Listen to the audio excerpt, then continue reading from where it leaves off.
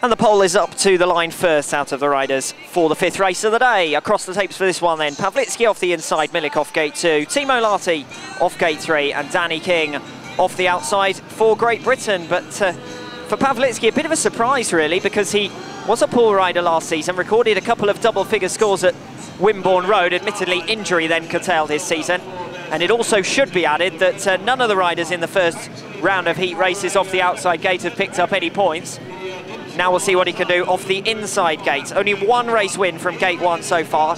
To be totally honest, the race victories have been shared by the riders off gates 1, 2 and 3, but gate 4 has been a graveyard in the opening 4 races, so Danny King's going to have to work very hard if he wants to pick up the checkered flag in this one, heat number 5. Timo Lahti, well, I've already mentioned that it's probably going to be a pretty tough meeting for him. He didn't actually make it to the Under-21 World Championship itself by a couple of positions.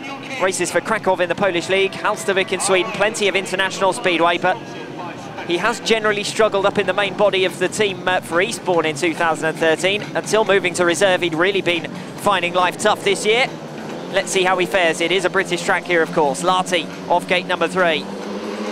King the rider to watch off the outside in terms of what he's done so far, but again the outside gate just too far to come, and early on it's Milik who picks it up. 2 under-21 riders out in front, but Pawlicki is then overhauled as King comes firing through into 2nd place, gets across the front of the pole into turn 3.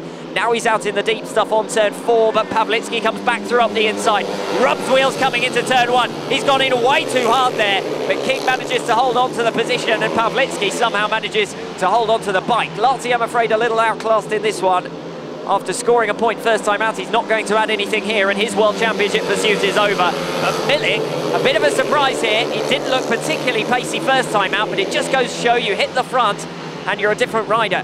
Milik looking good then. 2nd place for Danny King. Can he find a way through? He's going for the inside now. Hard into turn number 1 and fires away through, sending Milik out into the dirt. He's not comfortable there. Pawlicki might come through as well. Couldn't quite do so. Goes in wide on turn 3 and will now settle back to the curb in a drag race to the line. Pawlicki might steal a place as well, but couldn't quite.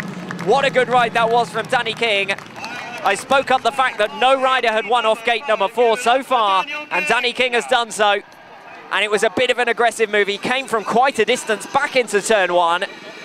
And it was a bit of a do-or-die move, quite simply, because had he connected with Vaclav Milik, since it would have been simple disqualification. Instead, he managed to just about squeeze a way through and then head back to the dirt to sail away for 3 race points. And what a great race that was for Great British fans and for Danny King himself. Moves top of the leaderboard on 5 race points after heat number 5. So 3 points for Danny King, out in 1st place.